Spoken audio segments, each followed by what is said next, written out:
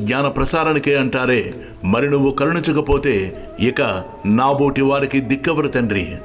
అన్ని అనర్థాలకు నిలయం ఈ శరీరం. ఇందులో పడి కొట్టుమిట్టాడుతున్న జీవుణ్ణి ఉద్ధరించడం కోసం నువ్వు ఎన్నో అవతారాలు ఎత్తుతుంటావట. సత్వగుణంతో దేవతల్ని, రజోగుణంతో పాలకుల్ని, తమోగుణంతో భూతాదుల్ని కల్పించి గుణాలన్నిటికీ నువ్వే నియంతగా నిలబడి తర్వాత నువ్వే అతీతంగా నిలుస్తావట. ఆదిపురుష, జగదీశ, నిన్ను తెలుసుకోవటం నాబోటి మందబుద్ధులకు సాధ్యమా? సకామంగా నిన్ను సేవిస్తే అష్టైశ్వర్యాలు ఇస్తావట. నిష్కామంగా నీ పాదుకలు నిత్యం పూజిస్తే చాలు అనస్వరమైన బ్రహ్మపదాన్నే అనుగ్రహిస్తావట.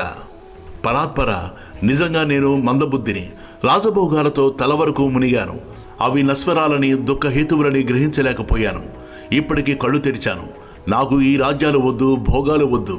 నీ పాదరేణువు అనుగ్రహించు. సిద్ధులైన వారు ఈ జగత్తు మిథ్య అంటారు. మనోభ్రమ వల్ల